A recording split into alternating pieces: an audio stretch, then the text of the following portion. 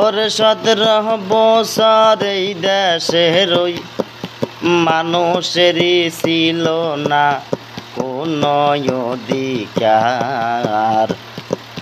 মানুষ ঠিক মতে বাইরে ভোট দিতে পারতো না। ওরে স্বাধীন দেশে স্বাধীন ভাবে ওরে কথায় তো বলতে পারতো না। শেখের বেটির হাসিনার জ্বালা এই দেশের মানুষ শান্তিতে ছিল না। ওরে শেখের বেটির হাসিনার জ্বালা এই দেশের শান্তিতে ছিল না। ওরে কত মানুষ গুণ করলো, কত মানুষ গুম করলো, কত বিএমপির নেতা ভাইদের অত্যাচার করলো। ওরে শেষ মোড় যেত বাহুদেরি টিকে নাই রে। বলছিল ওরে কত ওরে বাহাদুরি করতো। ওরে 51 সাল 52 সাল থাকবে ক্ষমতাতে।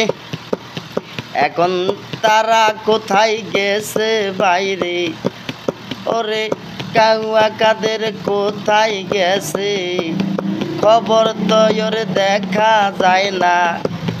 ওরে কত না কত ওরে দাহায়ও গেছে দেশের টাকা লুটি ফুটি রে। তারা এখন কেউ আছে আমেরিকায়াতে।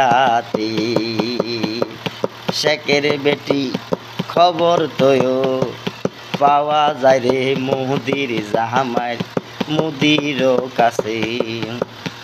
ওরে 17 বছর এই দেশের মানুষ রে জ্বালাই পোড়াই কইলা করিল রে।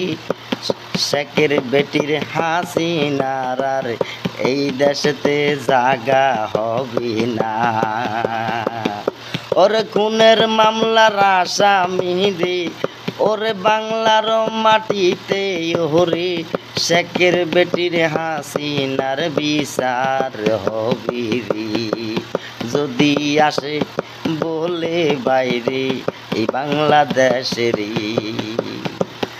আন্দোলনের দিন যদি গণভবনে পাইতো পোলা পাইনে হেবিড়ির বলে জাঙ্গা গুলি হালাইতো। আল্লাহর কামই আল্লাহ করেছে হেবিড়িরে ফেলিন দিয়া এই দেশে তুনরে। সেনাবাহিনীরা হেবিড়িরে ইন্ডিয়া হালাইছে।